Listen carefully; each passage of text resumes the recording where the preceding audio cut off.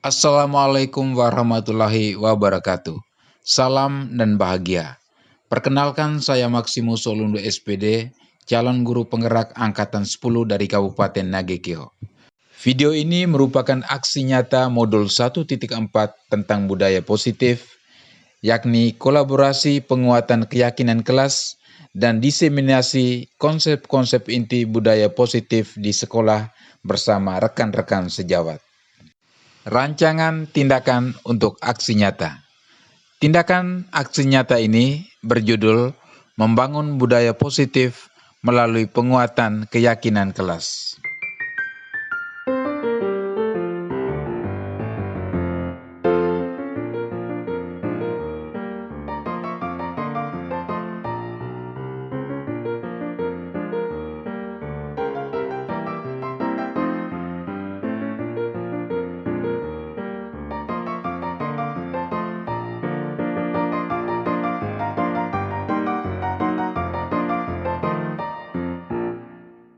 Berdasarkan rancangan tindakan aksi nyata, sebagai kepala sekolah, saya melakukan kolaborasi dengan salah satu wali kelas untuk melakukan penguatan keyakinan kelas dengan mempraktikkan pembuatan keyakinan kelas bersama murid.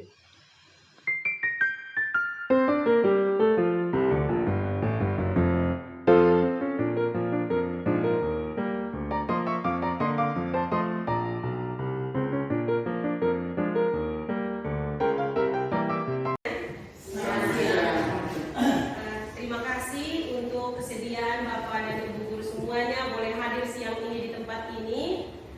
Kehadiran Bapak Ibu sangat berarti bagi kegiatan kami hari ini. Seperti yang terlihat di depan layar, pada kesempatan ini kami akan menyebarkan pemahaman terkait materi budaya positif yang telah kami pelajari pada pendidikan guru penggerak. Jadi di sini hadir kami bertiga sebagai calon guru penggerak angkatan 10 mewakili SMA Negeri 1 Keo Tengah. Bisa kita beri tepuk tangan untuk kita semua.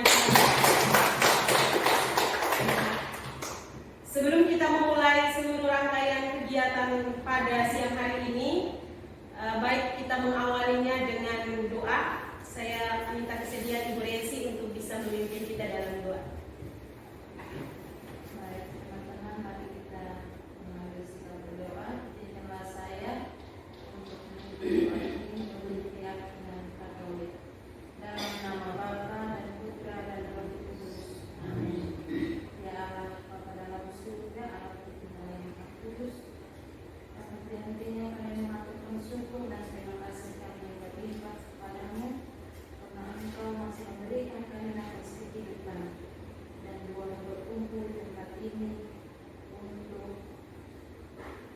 Mendukung teman-teman calon guru penggerak dari sekolah ini dalam menyebarkan pemahaman budaya positif untuk memenuhi Bapak Ibu guru di lingkungan lembaga pendidikan ini. Kami mohon karunia terang Kudus-Mu kepada teman-teman kami sebagai calon guru penggerak yang akan memberikan pemahaman dan sosialisasinya kepada kami dan juga kami sebagai guru yang mendengar agar kami mampu menyimak dan pada akhirnya menerapkannya kepada anak didik kami di lembaga pendidikan yang kami cintai ini dengan penuh rasa tanggung jawab. Bersamanya ini kami mohon kepada lewat perantara Yesus Kristus dengan kami dalam nama Bapa dan Putra dan Roh Kudus. Amin. Terima kasih kepada Ibu Resi yang sudah membawa kita dalam doa. Kesempatan berikutnya saya akan menunjukkan materi-materi yang akan kami sampaikan. Jadi ada beberapa konsep inti di budaya positif ini. Karena di sekolah ini kami bertiga mewakili sebagai calon guru penggerak, maka materi ini akan kami bagikan ke teman-teman, dibagikan berdasarkan beberapa konsep inti. Jadi sebenarnya itu harus disebarkan per orang. Hanya karena di sekolah ini ada 3, jadi kami bertiga berkolaborasi bersama. Ada bagian yang akan disampaikan oleh Bapak Kepala Sekolah, ada bagian yang disampaikan oleh Ibu Oce dan oleh saya. Untuk konsep yang dibagikan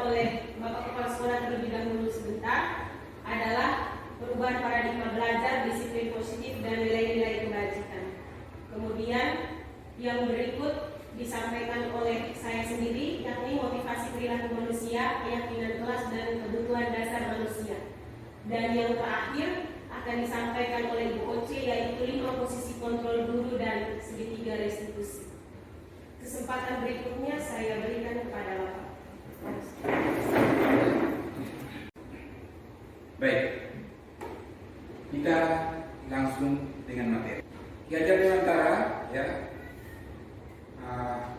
berpendapat bahwa pendidikan itu adalah proses menuntun, proses menuntun.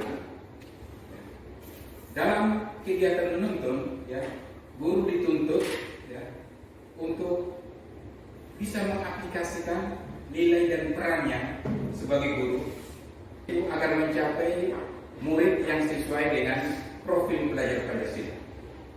Jadi ketika guru menjalankan nilainya, perannya, kemudian visinya, tujuan yang hendak dicapai adalah mencapai murid yang memiliki profil pelajar Pancasila. Nah, dalam konteks untuk mencapai murid yang memiliki profil pelajar Pancasila ini, ada satu hal yang tidak boleh dilupakan, yaitu bahwa guru wajib mengembangkan budaya positif di sekolah. Baik, kepada saya tadi sudah disampaikan oleh Ibu Beni, ada 3 materi yang akan saya bawakan, yaitu yang pertama tentang perubahan budaya positif, perubahan paradigma belajar, yang kedua tentang disiplin positif, dan yang ketiga tentang nilai-nilai kebajikan universal. Baik, kita mulai dari materi yang pertama, yaitu tentang perubahan paradigma belajar. Bahwa selama ini aktivitas pembelajaran di kelas atau di sekolah itu sesuai dengan apa yang Bapak Ibu guru pikirkan atau apa yang Bapak Ibu guru inginkan. Kita tidak pernah memikirkan bahwa ternyata pembelajaran itu yang seharusnya itu kita harus sesuai dengan apa yang siswa kita butuhkan, yang selama ini. Baik, pembelajaran dengan paradigma baru merupakan pembelajaran yang dirancang berdasarkan prinsip pembelajaran berdiferensiasi, sehingga peserta didik belajar sesuai kebutuhannya berdasarkan tahap perkembangan sesuai teori psikologi modern untuk mewujudkan profil pelajar Pancasila. Jadi ini prinsip dari perubahan paradigma belajar, bahwa kegiatan pembelajaran yang kita lakukan di sekolah atau di kelas itu harus dirancang sedemikian mungkin supaya pembelajaran itu bisa mewujudkan pembelajaran yang berdiferensiasi. Ada diferensiasi proses, ada diferensiasi materi, macam-macam. Ada kurang lebih sekitar 3 atau 4. Nah, semua proses itu yang kita lakukan di sekolah itu harus sejalan dan searah untuk memenuhi kebutuhan belajar siswa. Selama ini kita saksikan sendiri, bahkan kita alami sendiri bahwa guru kan kalian hanya untuk memenuhi target kurikulumnya. Jam sekian harus masuk di kelas ini, harus menyelesaikan materi ini, dan ini kadang-kadang kita tidak memperhatikan apa sesungguhnya yang dibutuhkan oleh siswa dalam belajar. Sehingga melalui materi budaya positif ini, salah satu materinya adalah perubahan paradigma belajar. Belajar dalam konteks perubahan paradigma belajar itu harus bisa memenuhi kebutuhan belajar murid, bukan berdasarkan keinginan Bapak Ibu guru. Lanjut.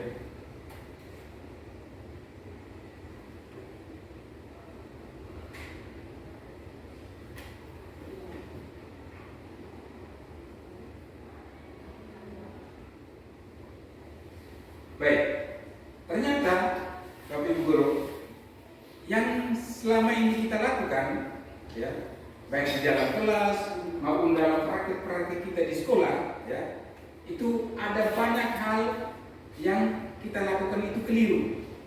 Dalam arti bahwa terjadi miskonsepsi dari apa yang kita lakukan selama ini atau bahkan yang kita alami selama ini. Yang pertama, ada ilusi bahwa guru mengontrol murid, dalam pembelajaran yang biasa yang kita lakukan selama ini.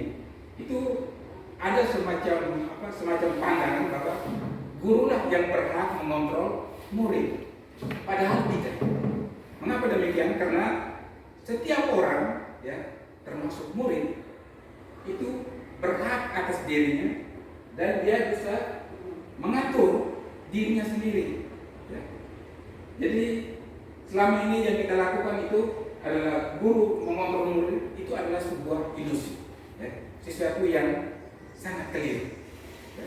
Bahwa pada suatu masa tertentu kelihatannya guru bisa mengontrol murid, itu hanya sifatnya sementara, ya, hanya sifatnya sementara.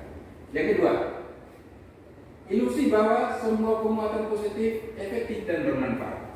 Nah, Bapak Ibu, kita selama ini banyak sekali melakukan penguatan positif, misalnya dengan cara melakukan pujian, ya, kemudian hadiah, ya, atau dengan penguatan yang lain. Kita beranggapan bahwa ketika siswa diberi hadiah atau diberi penguatan positif, ya, itu akan secara otomatis membentuk sikap dan karakter baiknya. Padahal tidak. Ternyata penguatan positif, ya, itu sama sekali tidak efektif dan sama sekali tidak bermanfaat untuk pembentukan karakter murid. Ya. Sebagai contoh, kita selama ini kelihatan, ya, ketika ada siswa juara, kita kasih hadiah, bukan? Kita kasih hadiah. Atau ada siswa yang melakukan kegiatan-kegiatan yang sifatnya positif, kita memberikan pujian. Ya. Dan kita berpikir bahwa pujian atau hadiah itu akan efektif membentuk karakternya. Ya. Ternyata itu hanya sementara, Bapak Ibu. Ya. Perbuatan baik atau hal baik yang ditunjukkan siswa, ya, itu tidak dapat diukur atau tidak dapat dibayar dengan penguatan positif. Ya. Kenapa? Karena itu tidak efektif membentuk budaya positif pada diri. Ya. Ilusi yang berikutnya, ilusi bahwa kritik dan membuat rasa bersalah mampu menguatkan karakter. Ya. Baik, ini kadang terjadi di kita, ya, bahkan sering sebagai guru di kelas, sebagai BPBK, sebagai kesiswaan, ya, pokoknya kita sering melakukan ini. Kita adalah pembuat rasa bersalah, ya. Siswa melakukan pelanggaran tertentu, lalu kita panggil, ya, lalu kita tunjukkan, engkau ini sangat mengecewakan kami dan lain sebagainya. Kamu tahu tidak? Ya. Perbuatan kamu ini sangat merugikan saya. Artinya kita memposisikan siswa dalam satu keadaan yang dia sangat merasa bersalah, ya.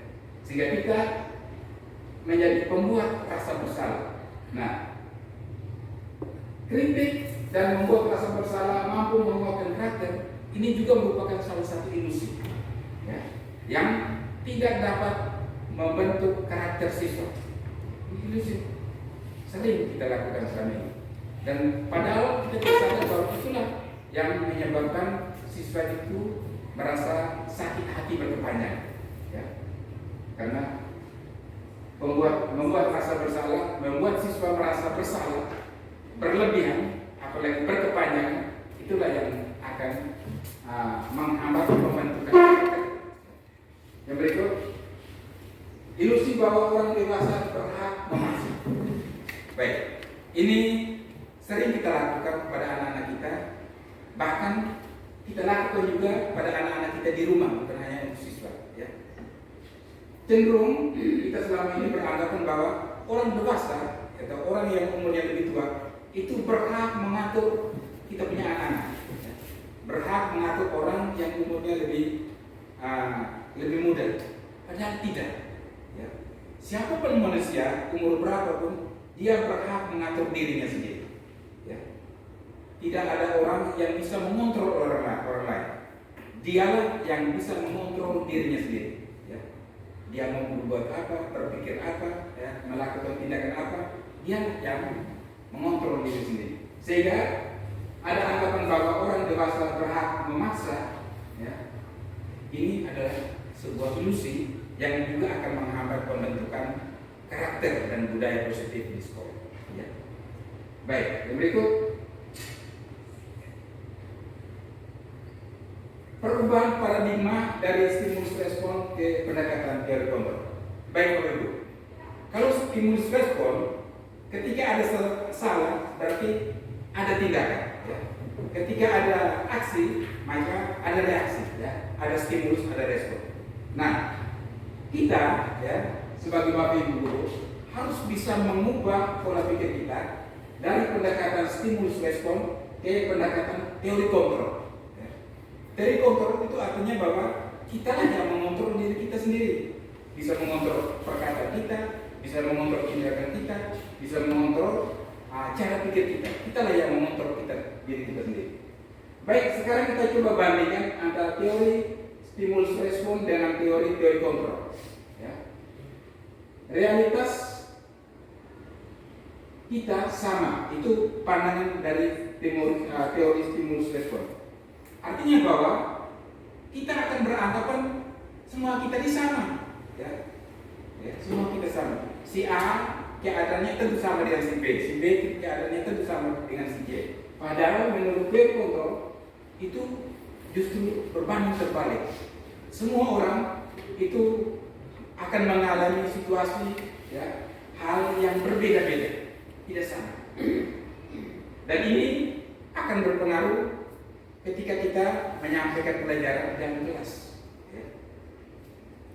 Setiap anak itu harus kita sikapi, harus kita hadapi dengan cara yang berbeda-beda. Ya. Yang kedua, semua orang melihat hal yang sama. Ini menurut stimulus respon. Sementara menurut teori kontrol, setiap orang memiliki gambaran berbeda, sama seperti kita. Ya.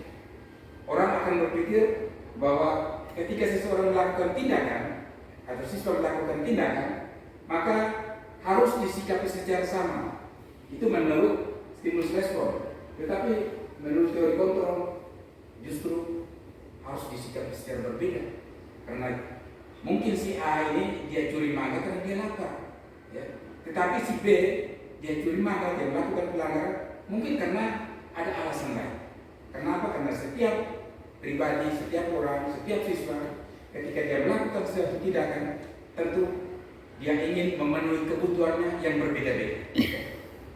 Berikut, kita mencoba mengubah orang agar berpandangan sama dengan kita.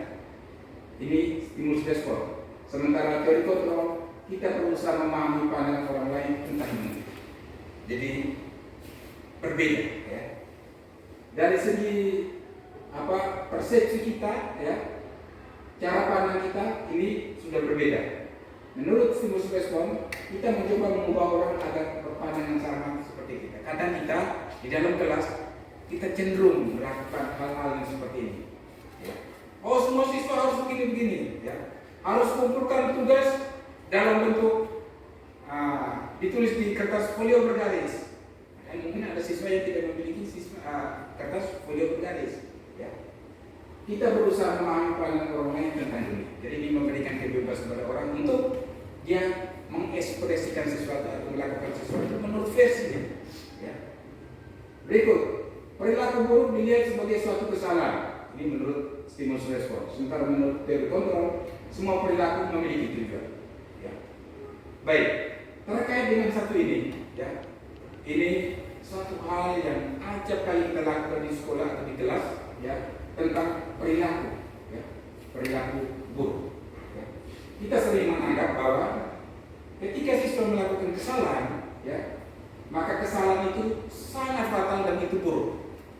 Ini yang kita lakukan selama ini menurut teori stimulus respon. Ya. Tetapi ketika perilaku itu atau tindakan kesalahan yang dilakukan oleh siswa itu kita lihat dari kacamata teori kontrol, maka semua perilaku itu memiliki tujuan. Mengapa?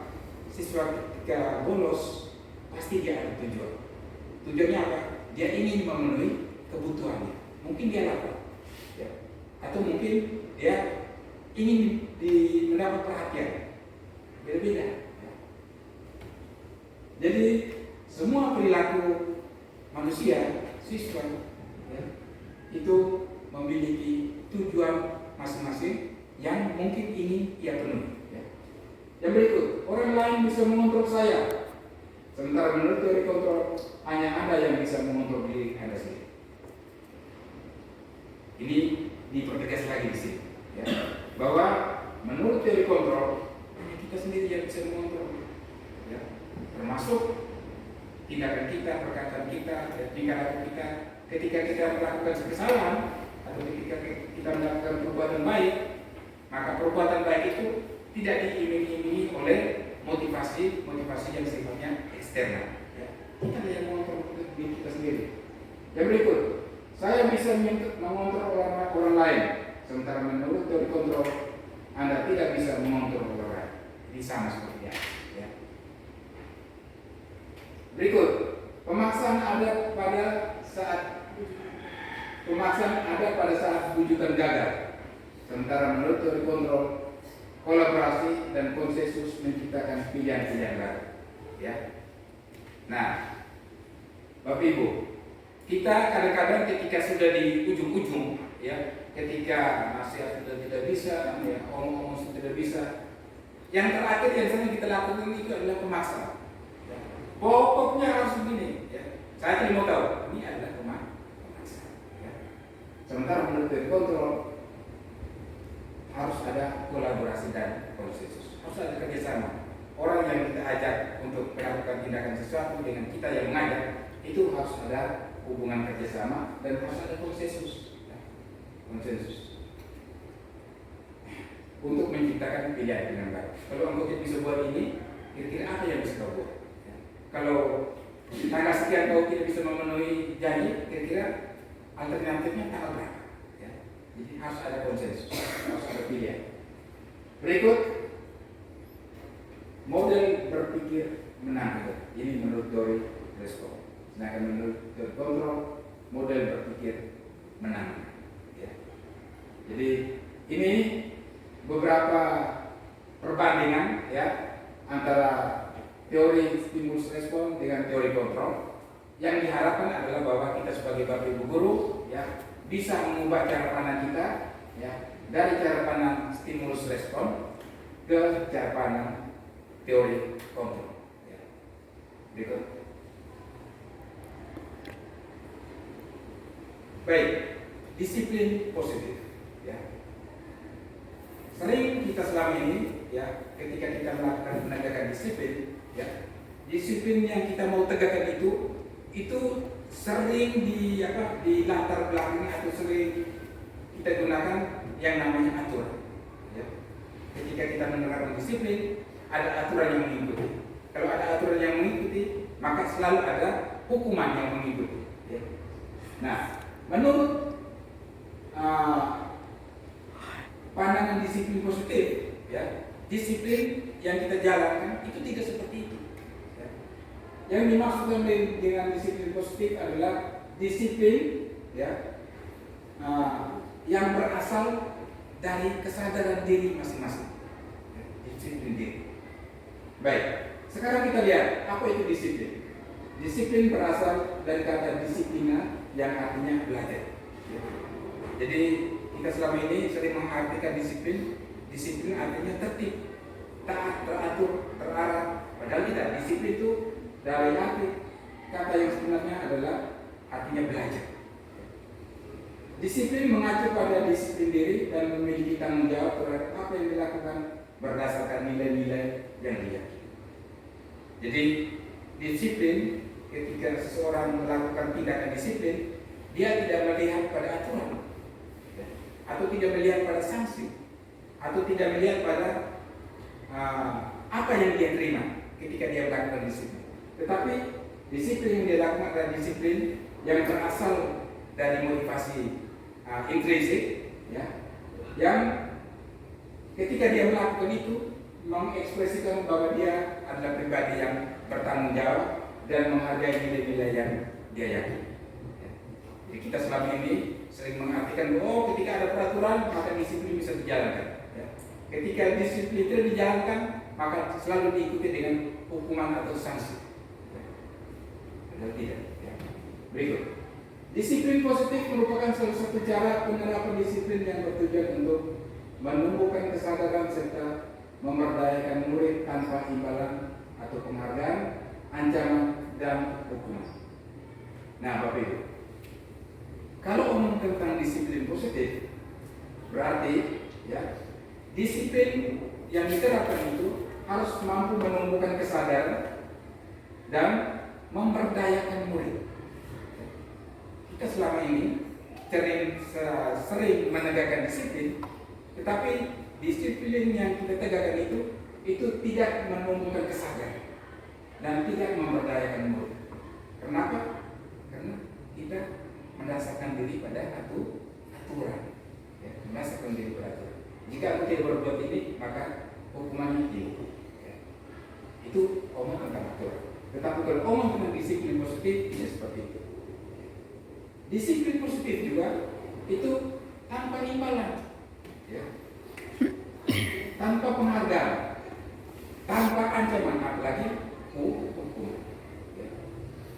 Jadi disiplin positif itu membebaskan penerapan perilaku disiplin dari hal-hal yang semacam itu, ya.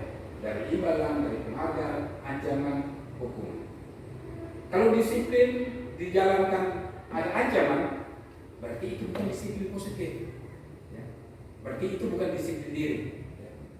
Kalau disiplin itu ada riba, ada penghargaan, berarti itu bukan disiplin positif, bukan disiplin diri, tapi itu disiplin yang muncul karena motivasi eksternal, ya.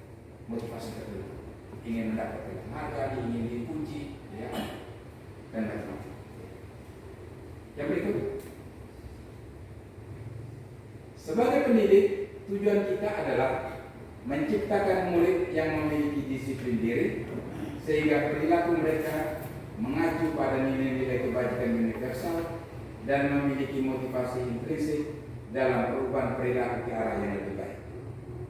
Jadi ini semacam suatu penegasan, ya, sekaligus imbauan khusus untuk kita Bapak Ibu guru, ya, bahwa sebagai pendidik atau sebagai guru, tujuan kita menciptakan murid yang memiliki disiplin diri, ya, agar mereka memiliki perilaku yang mengacu pada nilai-nilai kebajikan universal dan memiliki motivasi intrinsik.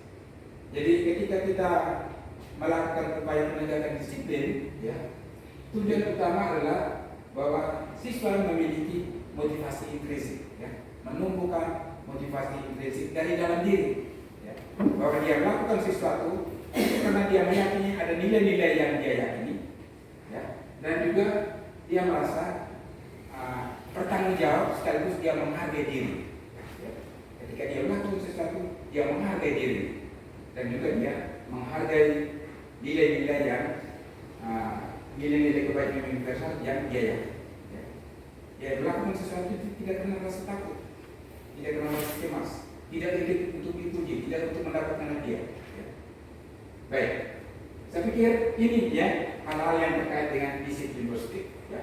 Disiplin positif itu disiplin diri, ya, kemudian mengacu pada kesadaran dan pemberdayaan, kemudian mengacu pada nilai-nilai yang dia miliki dan dilakukan untuk menumbuhkan motivasi intrinsik, ya. Baik, yang berikut nilai-nilai kebajikan universal, ya. Baik, nilai-nilai kebajikan universal itu banyak sekali, ya. Baik yang sifatnya tertulis, ya, maupun yang sifatnya tidak tertulis, ya. Nilai kebajikan universal itu adalah nilai yang disepakati bersama yang bersifat universal dan lintas suku, bangsa, agama, bahasa maupun latar belakang dan budaya, ya. Jadi nilai-nilai ini, ya, yang diyakini atau yang dianggap sebagai hal-hal yang positif dan baik, dan itu berlaku untuk semua orang, ya, tanpa dibatasi oleh suku, bangsa, agama, latar belakang apapun, ya. Jadi ini nilai-nilai kebajikan universal. Baik, di bawah kita akan lihat beberapa contoh, ya, nilai kebajikan universal yang berlaku secara institusional atau secara organisasi, ya. Kita mengenal ada profil pelajar Pancasila, ya, yang akhir-akhir ini sejak dicanangkan kurikulum Merdeka itu cukup terkenal, ya, tentang profil pelajar Pancasila. Kemudian ada IBO ini, Primary Years ya, program. Kemudian ada nilai-nilai kebajikan yang terkait dengan life skill. Ya. Kita ambil salah satu contoh saja, misalnya begini ya, profil pelajar Pancasila. Di dalam itu ada elemen dan sub-elemen. Elemen dan sub-elemen itu juga kita masuk, sudah termasuk dalam nilai-nilai kebajikan universal ya. Beriman dan bertakwa pada Tuhan Yang Maha Esa dan berakhlak mulia. Ini juga masuk dalam nilai kebajikan universal. Kemudian berkepentingan global, ya, bergotong royong, mandiri, kreatif, dan bernalar kritis. Nah, inilah yang mau kita tanamkan dan akan kita capai dalam kegiatan penerapan disiplin positif kita di sekolah terhadap para siswa kita. Ya. Jadi semua kegiatan atau tindakan disiplin ya, penerapan budaya positif di sekolah tujuannya ke sini, Bapak Ibu, ya. Tujuan ke sini. Terciptanya siswa yang beriman dan bertakwa, berakhlak mulia, berkepentingan global, bergotong royong, kreatif, bernalar kritis, ada yang toleransi, rasa hormat, integritas, mandiri, menghargai, antusias, dan seterusnya. Ya. Inilah nilai-nilai kebajikan universal ya, yang juga kita angkat dalam kegiatan kita di sekolah, termasuk kegiatan pembelajaran kita di dalam kelas. Ya. Nah, nilai-nilai kebajikan ini juga menjadi semacam rujukan, ya, menjadi semacam rujukan ketika kita mempraktikkan penyelesaian masalah terhadap siswa. Ya. Juga rujukannya berdasarkan nilai-nilai ini, ya, berdasarkan nilai-nilai kebajikan. Nah, ketika nilai-nilai kebajikan ini menjadi kesadaran kolektif di sekolah maupun kesadaran individu di sekolah, lalu diangkat, lalu dibudayakan di sekolah, maka otomatis ya budaya positif dengan sendirinya akan terbentuk di sekolah. Baik, saya kira begitu saja ya tentang perubahan paradigma belajar, kemudian disiplin positif dengan nilai-nilai kebajikan. Tentu ketiga materi ini ya antara satu dengan yang lainnya itu saling berhubungan satu sama lain, dan materi yang selanjutnya akan saya serahkan kepada rekan saya Ibu Penny untuk lanjut menyampaikan ke teman-teman semua. Ibu Penny, saya persilakan.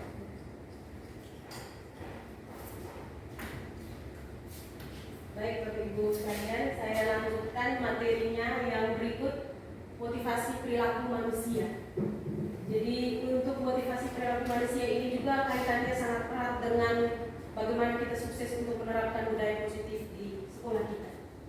Motivasi perilaku manusia ini ada 3 Bapak Ibu. Jadi yang pertama, untuk menghindari ketidaknyamanan atau hukuman.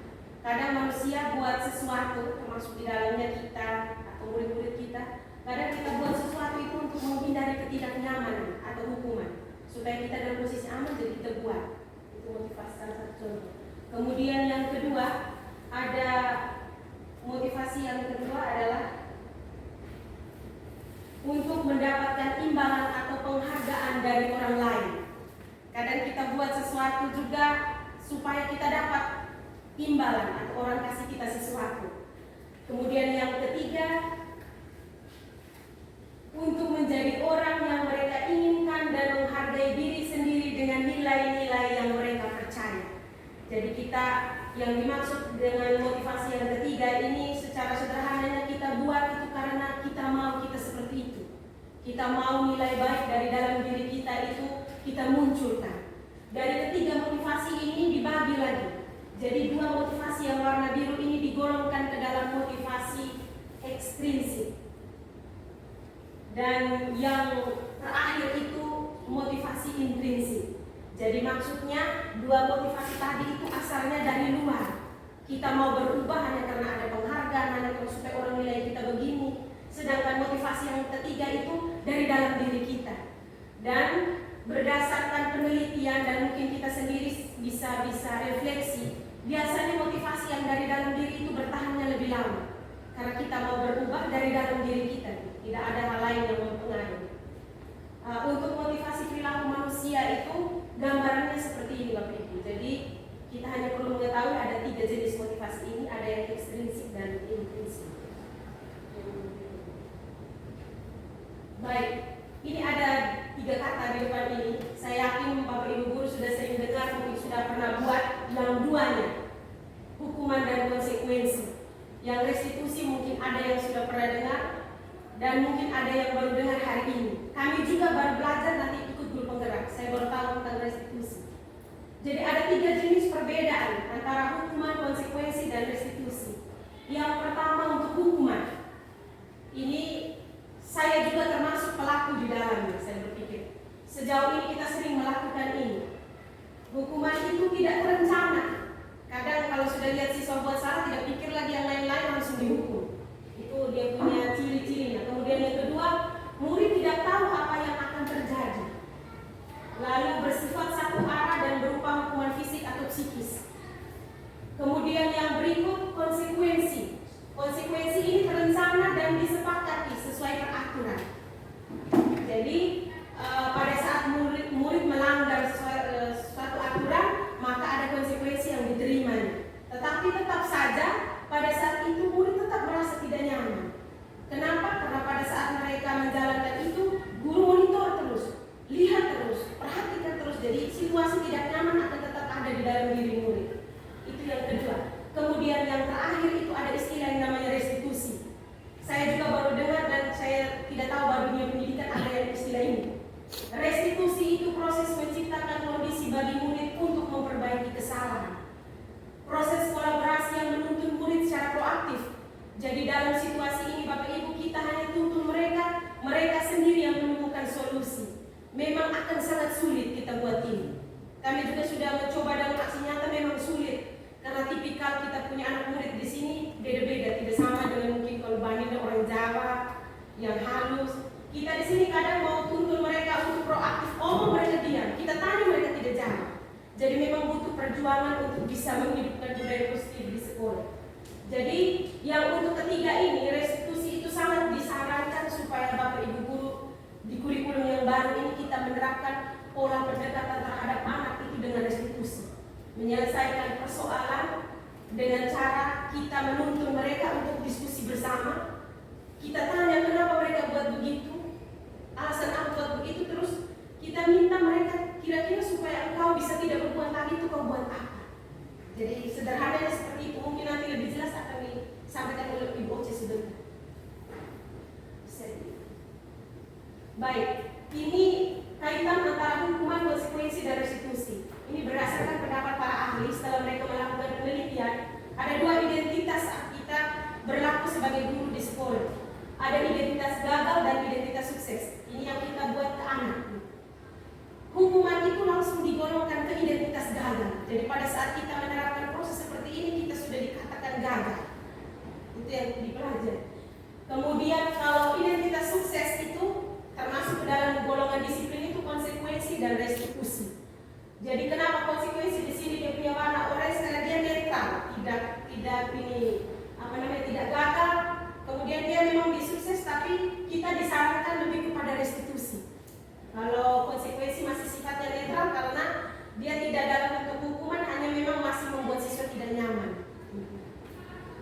Di depan ini ada dia punya ilustrasi perbandingan antara ketiga situasi ini. Saya bisa ambil salah satu yang paling mungkin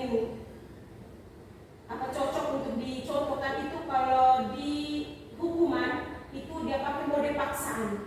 Kalau konsekuensi tadi nyambung dengan yang dijelaskan oleh Bapak sebelumnya, itu stimulus respon, kemudian restitusi itu teori kontrol. Jadi intinya di sini fokusnya kita disarankan untuk menerapkan pendekatan di pola restitusi.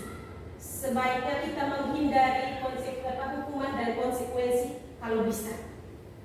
Kemudian untuk hukuman juga akan memberikan kesan kepada siswa itu, mereka berpikir bahwa diri mereka itu buruk sekali. Jadi pada saat itu tidak kita sadari. Ini para ilmuwan meneliti begitu, kami juga masih dalam tahap belajar. Tapi sejauh ini yang kami pelajari itu memang agak masuk akal. Pada saat kita buat hukuman itu siswa akan merasa diri buruk. Sedangkan kalau di konsekuensi itu mereka konsep diri baik. Tetapi kalau di restitusi konsep diri mereka menjadi kuat. Karena mereka sendiri yang dapat solusi, mereka akhirnya bisa berubah jadi baik karena dari dalam diri mereka sendiri. Jadi gambarannya mungkin seperti itu. Kemudian yang berikut, materi yang berikutnya keyakinan kelas. Jadi Bapak Ibu, keyakinan kelas ini mungkin kita sudah buat sebelumnya, sebelum kami ikut pendidikan ini. Sekolah sudah lebih dulu buat, tapi kemarin itu kalau tidak salah kita pakai kalimat kesepakatan kelas. Ternyata setelah dipelajari beda kesepakatan dan keyakinan. Kita lihat bersama keyakinan kelas. Mengapa keyakinan kelas? Mengapa tidak peraturan? Jadi ini ada satu pertanyaan yang muncul, kenapa bukan peraturan kelas saja supaya siswa lebih taat ini peraturan? Kenapa harus keyakinan? Untuk bisa menjawab pertanyaan ini ada ilustrasinya. Ilustrasi ada dua situasi, Ibu. Yang pertama, mengapa kita memiliki peraturan tentang menggunakan helm pada saat mengendarai kendaraan? Mungkin saya bisa minta tolong Bapak Ibu, kira-kira mungkin ada pendapat, kira-kira kita harus ada aturan untuk pakai helm waktu bawa motor itu kenapa? Supaya menjaga keselamatan. Kemudian yang kedua, mengapa kita memiliki peraturan tentang menggunakan masker atau mencuci tangan setiap saat? Itu supaya menghindari penyakit atau menjaga kesehatan. Jadi yang pertama kita pakai helm karena kita mau menjaga keselamatan. Yang kedua kita pakai masker atau cuci tangan karena mau menjaga kesehatan. Bapak Ibu, kedua nilai tadi yang keselamatan dan kesehatan itu yang namanya keyakinan. Jadi itu keyakinan itu maksudnya nilai baik, nilai kebajikan yang mau kita yakini dan kita kuatkan. Bisa di slide berikutnya. Jadi nilai yang tadi Bapak Ibu sebutkan, keselamatan dan kesehatan, itu yang disebut sebagai suatu keyakinan. Jadi tadi sudah sempat disampaikan oleh Bapak Kepala Sekolah sebelumnya, ada nilai-nilai kebajikan universal itu ada banyak sekali. Sebenarnya ada 6 dari organisasi, tapi tadi sengaja ditampilkan hanya 3 kalau sudah mencakup semua. Termasuk di dalamnya ada kesehatan, keselamatan tadi dan lain sebagainya. Ada banyak. Intinya nilai-nilai yang baik. Kemudian dengan meningkatkan pada nilai keyakinan, seseorang akan lebih memotivasi diri dari dalam. Jadi misalnya saya pakai helm supaya saya selamat, saya pakai masker cuci tangan supaya saya sehat. Itu biasanya kita termotivasi dari dalam nih, saya akan pakai helm supaya saya selamat. Tidak perlu karena polisi bilang nih karena bayar uang. Itu akan bertahan sebentar saja. Kalau orang tidak bilang kita tidak pakai helm. Jadi maksudnya itu, keyakinan itu maksudnya menguatkan kita dari dalam. Murid-murid pun demikian. Jadi itu kita bicara konteks yang umumnya. Begitupun dengan murid. Jadi kita harus bisa meyakini bersama bahwa murid akan berubah jadi lebih baik kalau mereka termotivasi dari dalam. Kalau hanya dari luar berarti sifatnya sementara, seperti yang misalnya. Ini penerapannya, pembentukan keyakinan kelas, ini sudah kami buat. Jadi tahapan pembentukan keyakinan kelas, ini mungkin nanti lebih kepada Bapak Ibu wali kelas, tetapi yang Bapak Ibu guru mapel juga bisa nanti saat di awal les mungkin ada keyakinan dulu mau dibuat secara sendiri dengan guru mapel terlepas dari yang ada keyakinan kelas. Jadi ini tahapan-tahapan keyakinan kelas, pembentukan keyakinan kelas. Ada berupa pernyataan-pernyataan universal yang sifatnya positif. Intinya keyakinan itu kalimatnya positif, tidak ada kalimat yang negatif. Kemudian kalau sedapat mungkin kita menuntut siswa yang sendiri merumuskannya. Mereka harus mau apa nilai yang mereka mau kuatkan. Jadi ini kami sudah sempat buat. Kemudian harus sering ditinjau bersama. Jangan sampai setelah misalnya Bapak Ibu wali kelas setelah kita buat keyakinan kelas kita lepas tangan. Mau jalan atau tidak itu urusan. Jadi sebaiknya setelah kita buat keyakinan kelas kita tinjau kembali. Kira-kira ada yang menyalahi atau tidak dan bagaimana caranya untuk kita bersama memperkuat itu dalam kelas. Ya. Ini cuplikan proses pembuatan keyakinan kelas. Jadi mungkin saya dan Ibu Oci sudah melewatinya. Untuk proses kebetulan kami sebagai wali kelas, mungkin bisa ditayangkan sedikit. Ini hanya cuplikannya saja. Jadi kita melibatkan siswa, kemudian siswa nanti mereka tulis di stick notes, tahapannya seperti itu, nilai-nilai yang mereka mau munculkan. Kita rangkum seperti kemarin, kalau Bapak Ibu guru yang mengikuti proses yang kemarin, dia punya jalannya hampir mirip. Kemudian nanti dibuat kesimpulan bersama. Sehingga ada siswa yang bingung, ibu kami tidak mengerti nilai kebajikan apa ibu. Ada siswa yang tidak tahu. Saat mereka bilang kami datang sekolah harus tepat waktu, itu disiplin, itu nilai kebajikan. Ada siswa bingung, mereka tidak tahu nilai kebajikan itu apa. Tapi setelah berhasil melewati ini, ternyata akhirnya mereka paham. Yang berikutnya,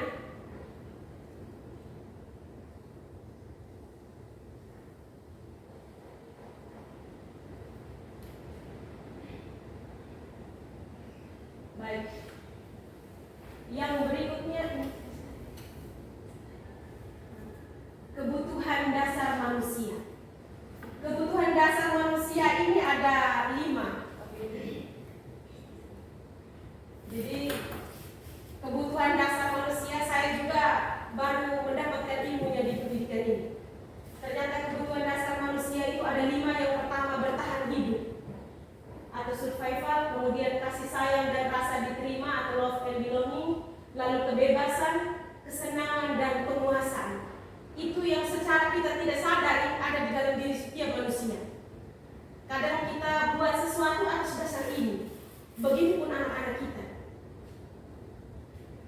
Di situ dijelaskan bahwa ketika kita mendapatkan apa yang kita inginkan, sebetulnya saat itu kita sedang memenuhi salah satu dari kebutuhan itu. Secara tidak kita sadari. Kadang jam, mungkin kalau Bapak Ibu guru, kadang kalau memang harus jam les, masih duduk-duduk ngobrol cerita, itu sebenarnya kita sedang ingin memenuhi kebutuhan kita akan kesenangan. Walaupun menyalahi aturan. Jadi kita refleksi kembali, ada semua manusia itu ada kebutuhannya, karena buat itu ada dasarnya gitu. Tidak ada yang asal buat. Baik, 5 kebutuhan dasar manusia tadi. Yang pertama, bertahan hidup. Ciri mungkin bisa ya, seperti ini. Kebutuhan bertahan hidup itu seperti makanan, pakaian, tempat tinggal, keamanan dan kesehatan. Jadi ini adalah contoh-contoh dari kebutuhan manusia untuk yang pertama bertahan hidup, kemudian yang kedua kasih sayang dan rasa diterima. Itu adalah rasa diterima, dipedulikan, berbagi, kerjasama, menjadi bagian dalam kelompok. Contoh, pada saat kita melakukan suatu kegiatan, kemudian ada misalkan anak-anak sekolah, ada kelompok-kelompok tertentu tidak menerima mereka, kemudian mereka menyendiri, atau teman-teman tidak mau bergaul di mereka. Itu ada satu kebutuhan yang tidak terpenuhi, yaitu kasih sayang dan rasa diterima. Kadang-kadang anak-anak yang seperti ini, biar guru panggil, guru suruh tidak peduli. Kemudian kadang ikut, tunduk, tidak bisa bicara, diam. Itu mereka sedang membutuhkan ini, kebutuhan ini yang harus dipenuhi lebih dulu, baru mereka bisa buat yang lain. Kalau kebutuhan ini tidak terpenuhi, percuma, kita tidak akan bisa buat mereka yang lain. Gitu. Motivasi untuk melakukan hal yang lain akan sulit. Yang ketiga, kebebasan. Kebutuhan akan kebebasan ini, manusia ini mandiri, memiliki pilihan, mencoba hal baru, mampu mengendalikan arah diri. Jadi kebebasan, tidak ada yang mengatur diri kita sendiri, seperti tadi yang sudah dijelaskan, kita yang mengatur diri kita sendiri. Kemudian yang berikut, kesenangan. Kebutuhan akan kesenangan, bermain, humor, antusias, tertawa dan seterusnya. Kalau yang dipelajari menurut Ki Hajar Dewantara, katanya anak itu memang kodratnya untuk bermain.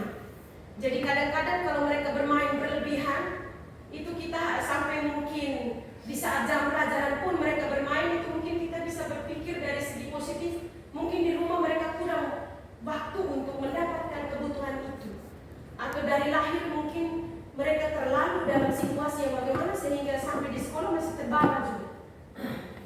Yang berikut, penguasaan. Ini tentang harga diri, keinginan untuk dianggap, memimpin, berprestasi, diakui dan didengar. Anak-anak, contoh anak-anak yang seperti ini, misalnya anak-anak yang kalau tidak ranking 1 galau setengah mati, stres. Nah, itu anak-anak yang kadang dengan kebutuhan seperti ini. Atau misalnya mereka selalu dilibatkan dalam semua kegiatan, harus ditonjolkan dirinya, mereka harus eksis di segala bidang. Itu kadang anak dengan kebutuhan penguasaan. Nah, kadang kita pikir ini terlalu anak ada semua, padahal itu memang dia punya kebutuhan yang mau dia penuhi. Kenapa? Mungkin di rumah dia tidak dianggap, mungkin di rumah di masyarakat kalau tidak pakai dia. Jadi kita nih harus belajar ini semua seperti psikolog. Baik. Selanjutnya materi ini posisi kontrol guru akan dilanjutkan oleh guru. Baik, selamat siang Bapak dan Ibu guru semua. Selamat siang. Saya mengharapkan kita masih dalam posisi semangat untuk mendengarkan 2 subbab terakhir. Seperti yang jelas terlihat di layar, saya akan menjelaskan 5 posisi kontrol guru. Ada 5 posisi kontrol kita sebagai guru. Ini yang melekat di dalam diri kita. Yang pertama, sebagai penghukum. Ketika anak datang terlambat, berlutut dari situ. Nah, itu sebenarnya kita menempatkan diri kita sebagai penghukum. Yang kedua, sebagai pembuat rasa bersalah. Ketika mungkin dengan penghukum ini kita merasa bahwa anak mungkin sakit fisik maupun psikis, kita ke pembuat rasa bersalah. Kita mulai dengan kata-kata, mulai dengan bahasa-bahasa kita yang menyalahkan mereka. Terus yang berikut, posisi kita sebagai teman, posisi kita guru sebagai teman. Ini mungkin ketika anak berbuat salah, kita merayu mereka, kita berbuat seolah-olah bahwa tidak apa-apa yang kamu buat. Kita menganggap bahwa yang dia buat itu antara tidak benar dan juga tidak salah. Kita menempatkan bahwa mereka itu tuh sebagai temannya kita. Yang berikut sebagai pemantau. Kalau sebagai pemantau ini kita lebih ke arahnya ke aturan. Kira-kira ketika dia buat salah itu aturan yang kita terapkan apa, dan mau tidak mau siswa harus berbuat sesuai apa yang sudah kita ada di dalam aturan itu. Terus yang berikut sebagai manajer. Dari ke-5 posisi ini, yang diharapkan kita guru itu ada di posisi manajer. Seperti tadi yang dijelaskan oleh Ibu Feni tadi, ada hukuman, konsekuensi, dan restitusi. Kita berada di posisi manajer dengan langkah-langkahnya itu, yaitu restitusi tadi. Ini kita bisa lihat motivasi eksternalnya itu ada di posisi kita sebagai penghukum, pembuat rasa bersalah, teman, maupun pemantau. Motivasi ini, ke-4 posisi ini memunculkan motivasi eksternal dari dalam diri siswa. Kita menghukum siswa, kita membuat siswa merasa bersalah, kita menganggap mereka sebagai teman, dan juga kita memposisikan diri kita sebagai pemantau. Secara tidak langsung kita mau supaya mereka tidak sadar, tidak menyadari bahwa perilaku mereka sadar dari dalam diri, tetapi karena kita. Kemudian yang motivasi intrinsik itu seperti yang saya jelaskan sebelumnya, itu kita memposisikan diri kita sebagai manajer. Ini contoh penerapannya. Contoh penerapan setiap posisi kita, kasusnya itu murid bolos pada jam pelajaran terakhir. Yang pertama sebagai penghukum. Kira-kira sebagai penghukum kita berbuat seperti ini. Contohnya, berlutut di depan kantor sampai pulang sebentar, atau bahkan mungkin sampai dari pagi sampai pulang kau tetap berlutut di sini. Kita memposisikan diri kita sebagai penghukum. Kalau sebagai pembuat rasa bersalah, berapa kali Bapak Ibu harus memberitahu kamu supaya kamu tidak mengecewakan Bapak dan Ibu? Kita dengan suara halus, kita mungkin dengan kita punya posisi tubuh yang menganggap bahwa mereka itu bersalah. Terus sebagai teman, ayolah ikuti aturan sekolah, tolong bantu dan Bapak dan Ibu. Sekali ini saja kita menganjurkan anak supaya ikut, kita punya mau. Terus sebagai pemantau,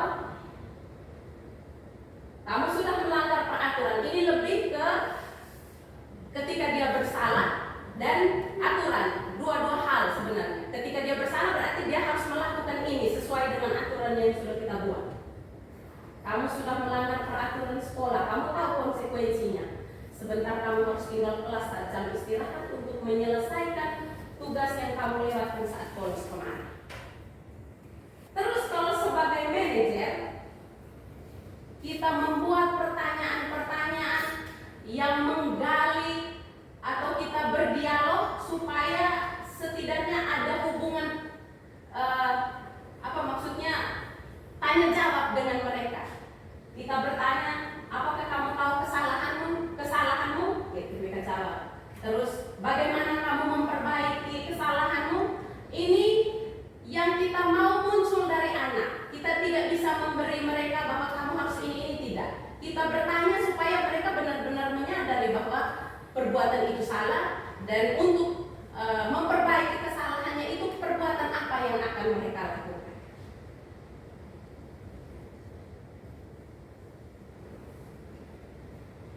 Posisi kontrol seperti apa? Ketika misalnya ini, bagaimana kalau orang tua kamu berbuat begini? Seperti tadi yang sudah dijelaskan sebelumnya, itu ada 5 posisi kontrol: penghukum, pembuat rasa bersalah, sebagai teman, sebagai pemantau, dan manajer. Ketika misalnya ada pertanyaan, ada pernyataan dari Bapak Ibu guru, kalau orang tua tahu kamu berbuat begini, kira-kira bagaimana? Itu bisa di posisi kontrolnya itu ada di pembuat rasa bersalah. Selanjutnya,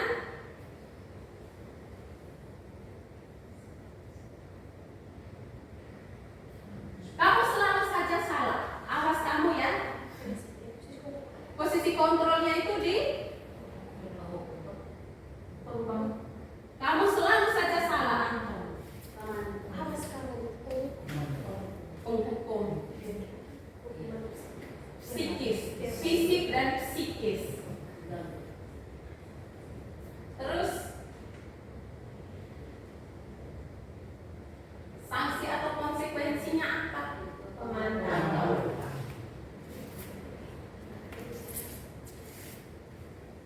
Jika kamu meyakininya, kamu akan bersedia memperbaikinya. Manajer.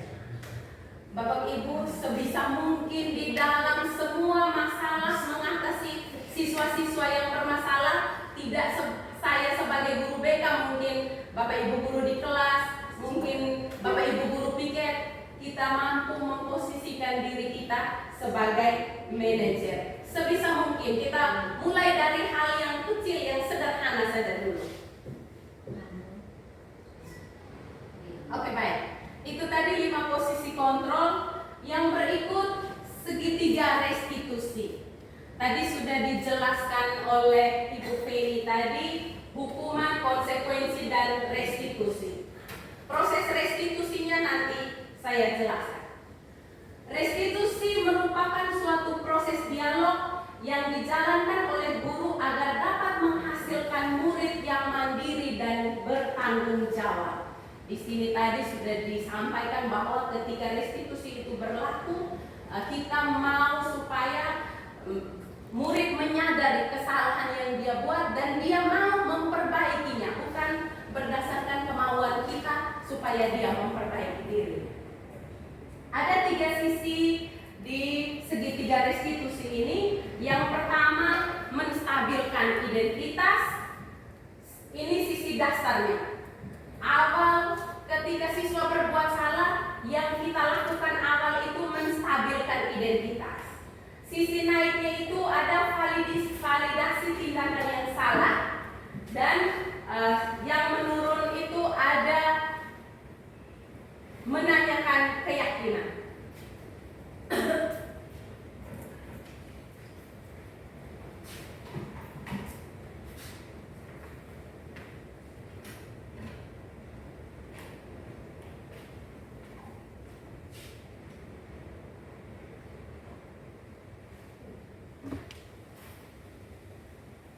Ini 3 sisi, ini segitiga restitusi ini tidak bisa dipisahkan. Dari menstabilkan identitas, validasi tindakan salah, sampai dengan menanyakan keyakinan. Di tahapan menanyakan keyakinan, kembali seperti tadi, keyakinan-keyakinan yang kita sudah buat di dalam kelas maupun nanti kita buat di sekolah kita, Itu yang kita akan lakukan di tahapan ketiga restitusi ini. Tahap yang pertama tadi menstabilkan identitas. Prinsipnya itu membuat kesalahan adalah bagian dari proses pembelajaran.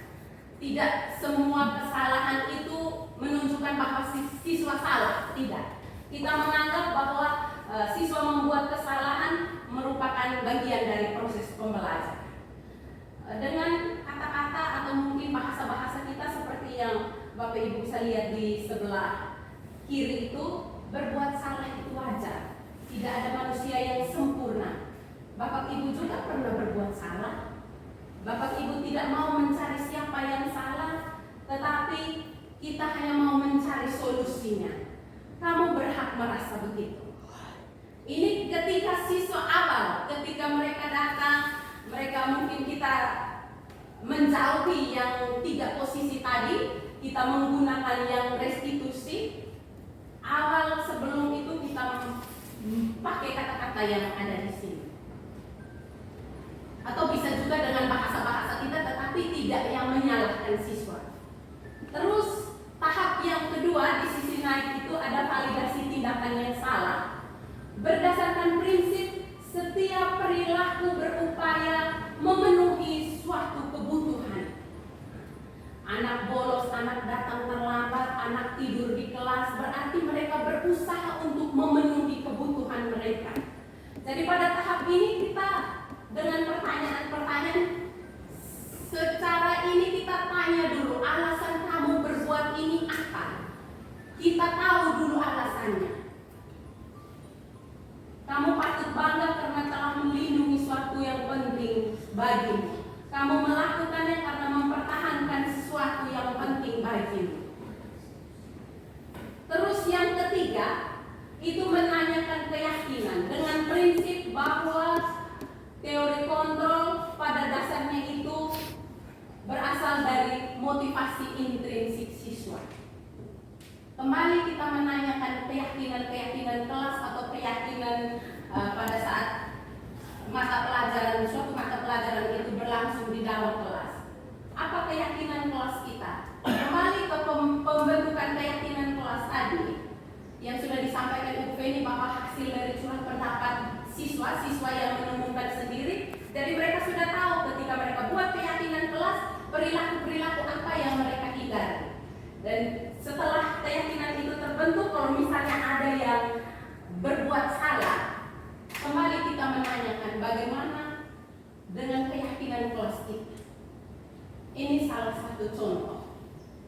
Dan sedapat mungkin Bapak Ibu dalam penerapan kita setiap hari di sekolah maupun di kelas, sedapat mungkin kita menggunakan yang ini.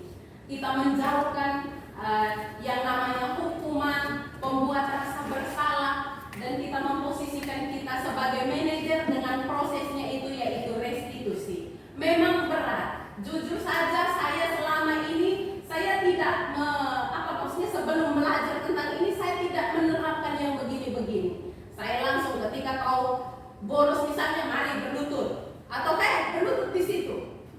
Sebenarnya itu secara tidak langsung fisik anak sakit, psikis anak juga sakit pada saat itu.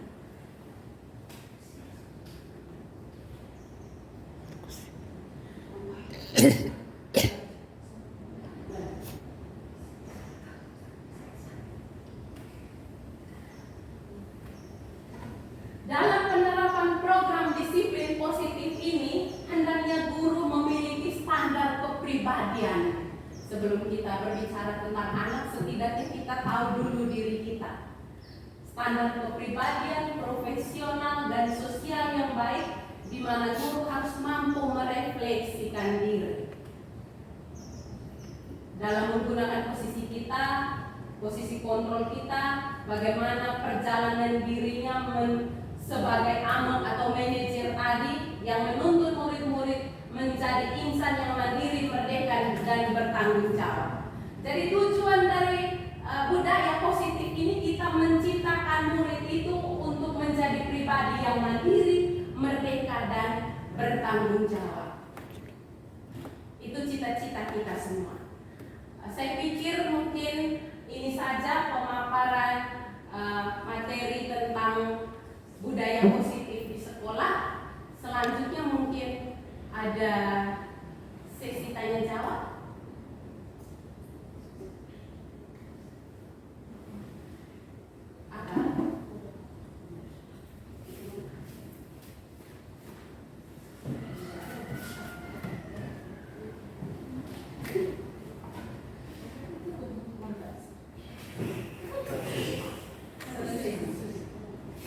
Baik, Bapak Ibu, terima kasih banyak untuk ketahanan kita bersama sampai sejauh ini. Mohon maaf atas ketidaknyamanannya. Jadi materi yang kami mau sampaikan sudah selesai, syukur dan kami bisa menyelesaikannya. Sebenarnya ini ada sesi kami mendengarkan, mungkin ada pendapat dari teman-teman atas kegiatan yang kami lakukan hari ini, materi yang kami bawa kira-kira dampak baiknya untuk teman-teman atau untuk sekolah ini, atau ada pendapat lain yang mungkin masukan. Kami berikan kesempatan kepada mungkin Bapak Ibu guru ada yang mau memberikan sedikit masukan bagi kami. Dan kesempatan dari Ibu Wiwi.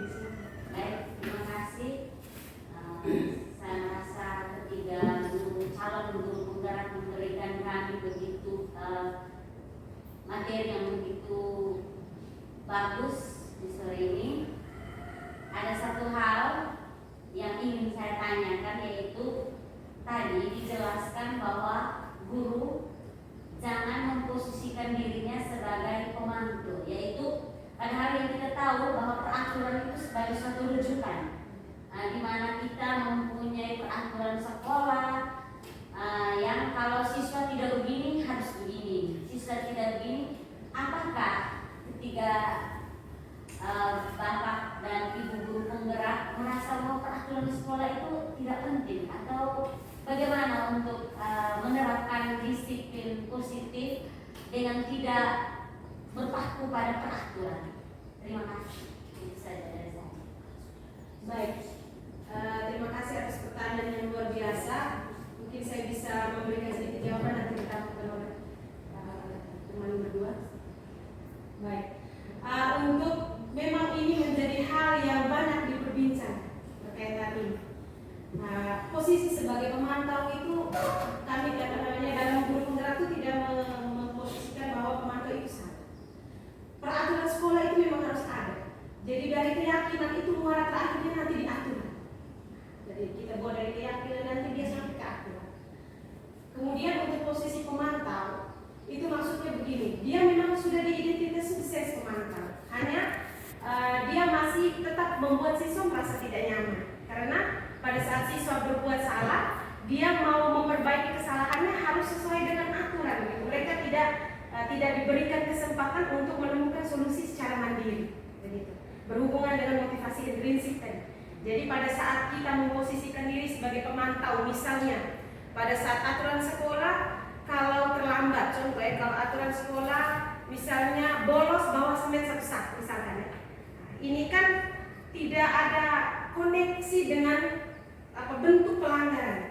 Misalnya ini sekolah sudah sepakat nih misalnya. Misalkan waktu dia bolos bawa semen satu sak, tidak ada hubungan semen dengan dia bolos ini. Jadi misalkan pada saat dia bolos, kita ajak dia diskusi, contoh ya, kita menerapkan restitusi tadi, posisi sebagai manajer, kita diskusi, kita tanya, mereka temukan kamu bolos kenapa misalnya. Mulai dari misalnya berganti identitas dan seterusnya, endingnya sampai di mereka temukan, oh saya bolos ini karena saya lapar sekali ya. Berarti solusi yang kau bisa beri apa? Saya harus makan awal atau bawa bekal, atau kami harus komunikasi dengan orang tua bagaimana? Nah itu langsung kena ini di masalah. Tapi saat kita memang betul menerapkan aturan sekolah, kita harus terapkan, tetapi tetap membuat siswa merasa tidak nyaman. Sebisa mungkin kita kurangi yang itu, tetapi bukan kita jangan pakai aturan begitu. Tinggal kita sesuaikan. Oh aturan itu kan kita bisa revisi, kita yang buat, kita sesuaikan dengan konsekuensi yang mereka harus terima kalau mereka melanggar ini, yang pas itu yang mana. Hanya memang itu tadi kami juga pelajari bahwa dia tetap membuat siswa tidak nyaman, murid tidak nyaman, karena guru harus lihat terus, kontrol. Manusia ini kalau orang begini lihat terus tuh, siapapun itu jadi orang dewasa pasti tidak nyaman. Jadi kita dianjurkan untuk yang manajer tadi, seperti yang kami sudah jelaskan tahapannya. Mungkin ada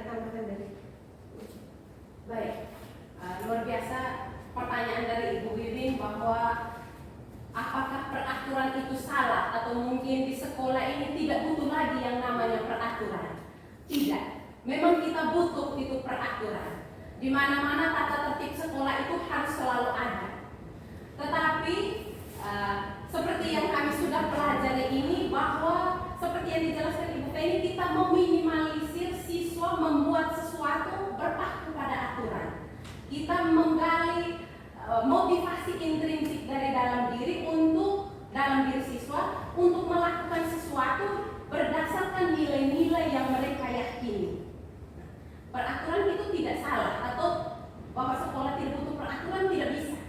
Tetapi sebisa mungkin kita meminimalisir bahwa siswa itu berbuat sesuatu hanya karena aturan.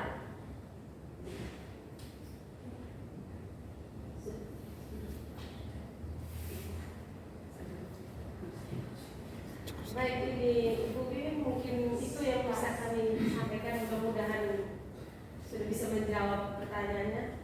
Mungkin ada dari teman-teman lain mau memberikan masukan.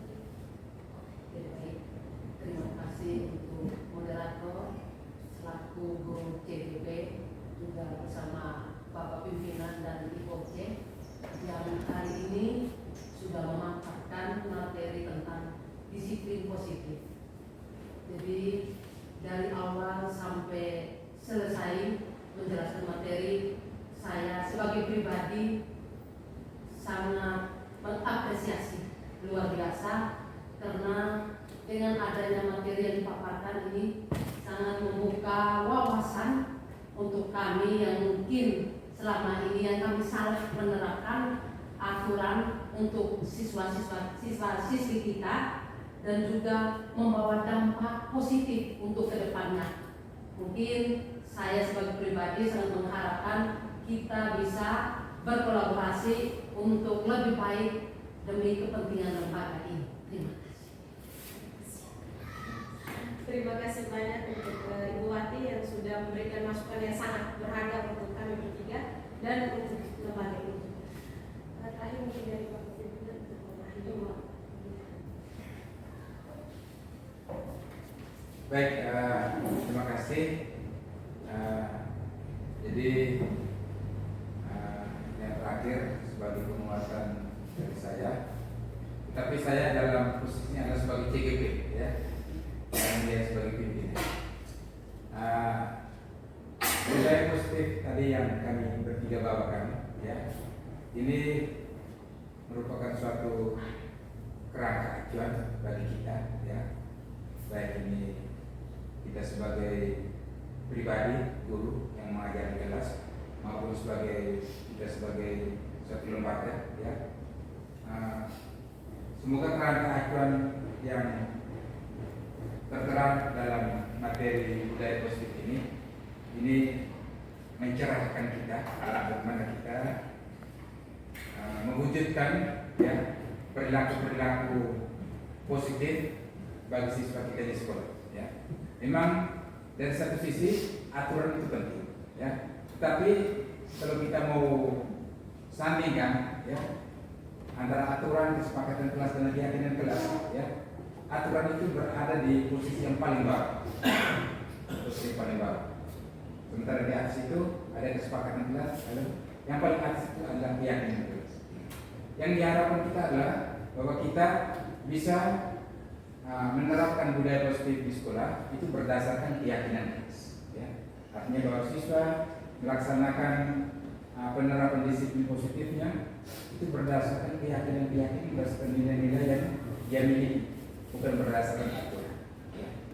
Kenapa? Karena penerapan budaya positif yang didasarkan pada nilai-nilai, berdasarkan pada keyakinan itu sifatnya lebih bertahan lama dibandingkan penerapan disiplin positif berdasarkan aturan, karena aturan di situ sifatnya sisa, ya. Baik, saya pikir dari kami bertiga begini saja, ya. Terima kasih atas kesediaan sampai dengan jam ini, meskipun dalam posisi yang sudah lapar, ya, kita tetap mendengarkan materi ini secara baik. Mudah-mudahan dengan materi ini memberikan manfaat bermanfaat untuk kami bertiga, juga membawa dampak positif untuk kita semua dan lembaga kita dan anak-anak didik. Seperti itu saja. Sekian dan terima kasih. Ibu Desi bisa akhiri kegiatan kita terlebih dahulu. Baik, dalam nama Bapa dan Putra dan Roh Kudus. Amin. Ya Allah, kepada Allah Kudus, terima kasih kepadamu karena Engkau masih memberikan kami kekuatan untuk hidup dan mendengar pengetahuan yang sangat bermanfaat bagi kami dan juga bagi anak didik kami guna membentuk generasi penerus bangsa ini yang mandiri, bertanggung jawab dan mandiri. Kami mohon maafkanlah kami ya Tuhan, karena kami adalah manusia yang punya banyak keraguan dan kelemahan. Kuatkan kami selalu dengan sabar dan firman-Mu sendiri yang senantiasa menggerakkan hati dan pikiran kami. Sekarang kami akan kembali ke rumah kami masing-masing. Kami mohon sertai kami dalam perjalanan pulang, antara kami tidak boleh tiba di rumah dalam keadaan aman dan selamat. Semuanya ini kami mohon kepadamu dalam kebenaran Yesus Kristus Tuhan kami. Amin. Dalam nama Bapa dan Putra dan Roh Kudus. Demikian aksi nyata modul 1.4 tentang budaya positif, yakni kolaborasi penguatan keyakinan kelas dan diseminasi konsep-konsep inti budaya positif di sekolah bersama rekan sejawat. Akhir kata saya mengucapkan terima kasih. Salam Guru Penggerak.